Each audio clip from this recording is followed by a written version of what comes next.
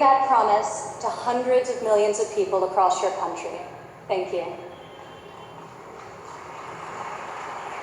To the people of India, I want to congratulate you as you celebrate the 70th anniversary of your independence. You are celebrating it as the world's largest democracies and one of the fastest growing economies on earth.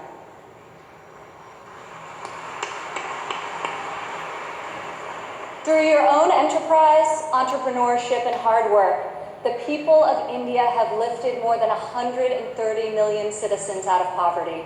A remarkable improvement, and one I know will only continue to grow under the leadership of Prime Minister Modi. All of you are helping India's middle class reach its goal of nearly 500 million people by 2030. You have opened new universities across the country. Your doctors and scientists are discovering medical cures and life-saving technologies.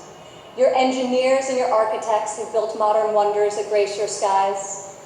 And Indian spacecraft have traveled to the moon and to Mars.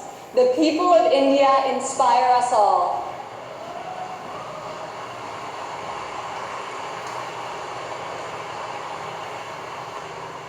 This is the first time India has hosted the Global Entrepreneurship Summit.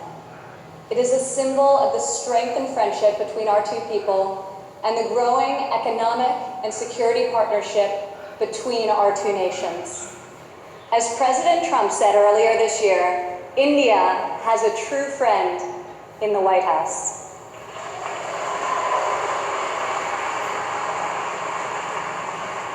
I would like to thank the State Department for co-hosting this incredible gathering. I would also like to thank Governor Narendra and all elected Indian officials who are here with us tonight for welcoming us to your beautiful country. Thank you. It's incredible to be in this ancient city brimming with transformative technology. Now, your tech centers may even outshine your world-famous biryani. Maybe. CEOs like Microsoft Satya Nadella went to school right here in Hyderabad.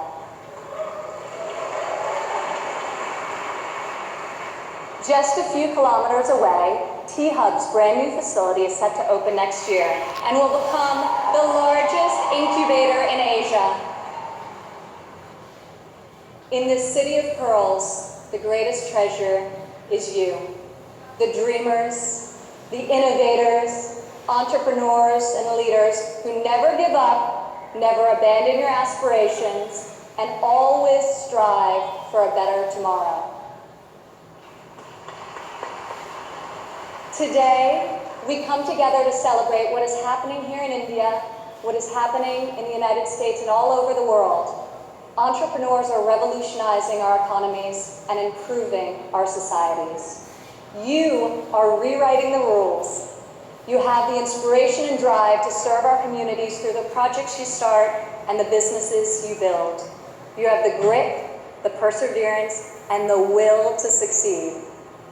Each of you started with an idea.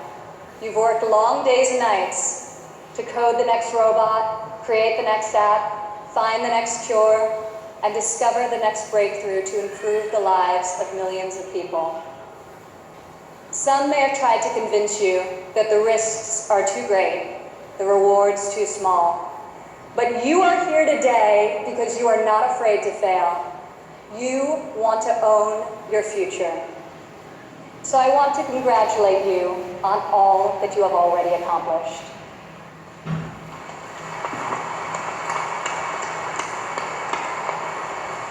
And I especially want to congratulate the women entrepreneurs here with us today.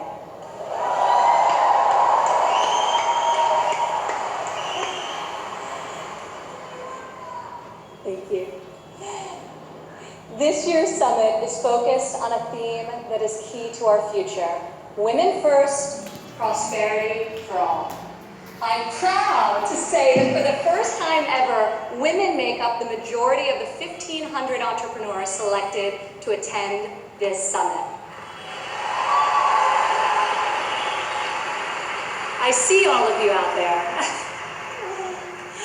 Only when women are empowered to thrive will our families, our economies, and our societies reach their fullest potential. As a former entrepreneur, employer, and executive in a male-dominated industry, I've seen firsthand that all too often, women must do more than their male counterparts to prove themselves at work, while also disproportionately caring for their families at home. After my father's election, I saw an opportunity to leave my businesses for the privilege of serving our country and empowering all Americans to succeed. Our administration is advancing policies that enable women to pursue their careers and care for their families. Policies that improve workforce development and skills training, and policies that lift government barriers and fuel entrepreneurship so that Americans can turn their dreams into their incredible legacies.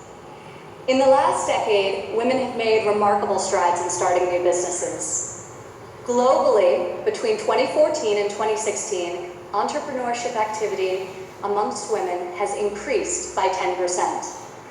In the United States, within the last decade, the number of women-owned firms has grown by 45%. Even more promising, minority women have started nearly 8 in 10 new woman-owned businesses.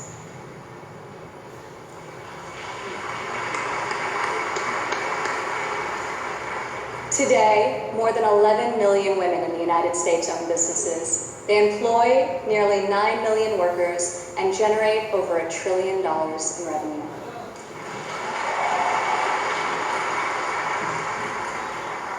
Many women become entrepreneurs and job creators out of necessity. Some weren't given the flexibility they needed at work to care for their families. Others lacked professional sponsors or weren't given a fair shot at a promotion.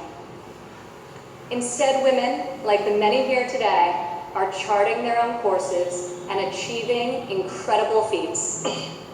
Fueling the growth of women-led businesses isn't simply good for society, it's good for our economy. One study estimates that closing the gender entrepreneurship gap worldwide could grow our global GDP by as much as 2%. The woman in this room can lead the way in closing that gap and ushering in a new era of greater prosperity.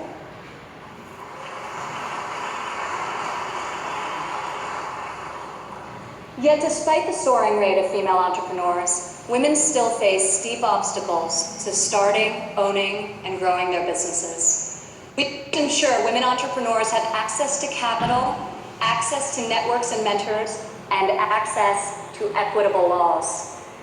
In developing countries, 70% of women-owned small and medium-sized businesses are denied access to capital. The result has been a nearly $300 billion annual credit deficit for women entrepreneurs in the developing world. In the United States, a Harvard Business Review report found that investors ask men questions about their potential for gains, whereas they ask women questions about their potential for loss. This could in part explain why women entrepreneurs received less than 3% of venture capital funding in 2016. We are working hard to reverse this trend. The US Small Business Administration, for example, increased lending to women by over $500 million this year alone.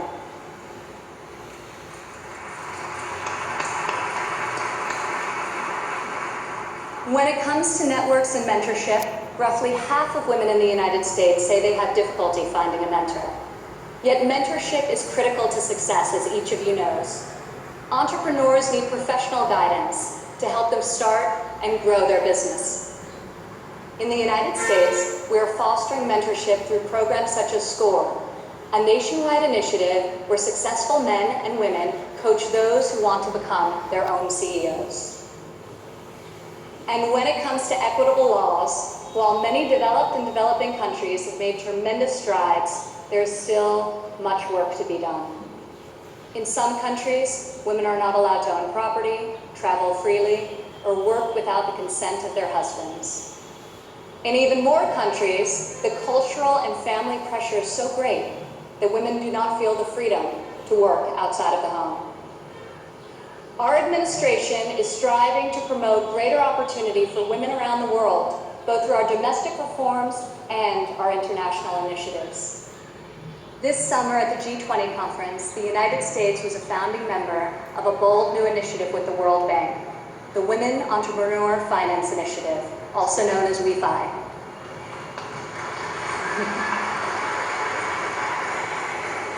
This facility provides access to capital, networks, and mentorship for women in developing countries. WIFI is the first facility to support women entrepreneurs at this scale, and we anticipate it will be able to leverage in excess of $1 billion in public and private financing. This facility also seeks to address the legal and regulatory barriers that limit opportunities for women entrepreneurs. In the last decade, USAID has promoted women's entrepreneurship through a number of programs, including providing microfinance loans to women in Afghanistan and bringing internet access to women in Nigeria and Kenya. USAID Administrator Mark Green is here with us today.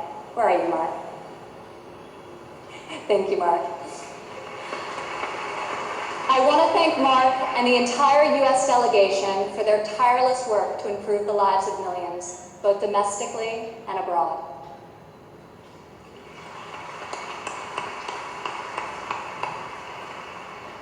Further, as each and every one of you can attest, this summit is yet another powerful example of a U.S. initiative that connects entrepreneurs around the world with investors who believe in your mission and will champion your success. I want to thank the U.S. business leaders who have traveled all the way to Hyderabad for this inspiring event. I also want to congratulate the more than 350 American entrepreneurs who were selected to be with us here today to represent America's brightest talent.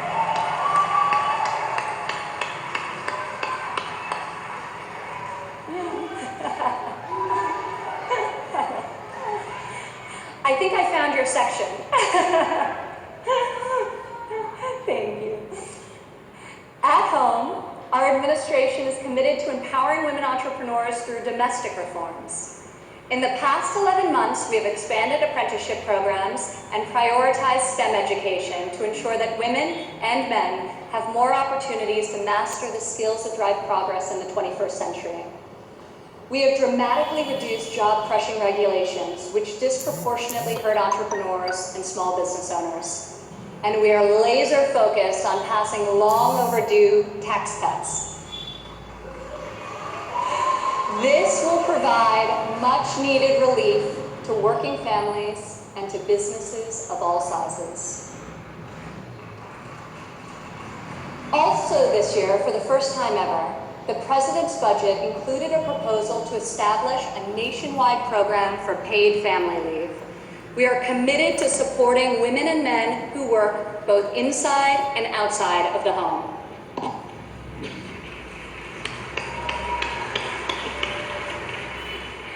When women work, it creates a unique multiplier effect.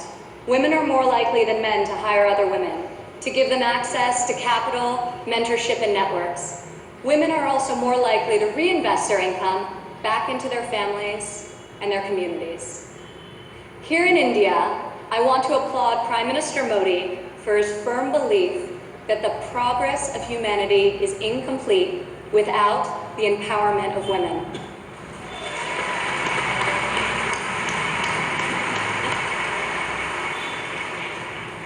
Just consider, if India closes the labor force gender gap by half, your economy could grow by over $150 billion in the next 3 years.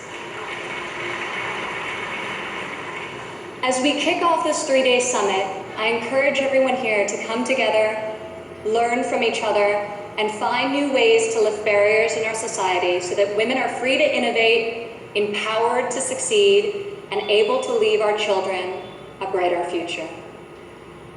As we strive for change, we must never forget that the best hope for our future is far greater than any single government policy. The source of our success is found in the spirit, the drive, and the talent of our people. Here with us today from San Francisco is Dara Dobbs. Dara spent over a decade working in underserved communities around the world. She witnessed firsthand that many times people need very simple items: a bucket for carrying water, a splint to treat an injury, a part to fix a generator. Dara co-founded Field Ready to provide life-saving supplies through 3D printing. Today, Dara's company responds to disasters all over the world and delivers humanitarian aid with cutting-edge technology. Through her innovative solutions,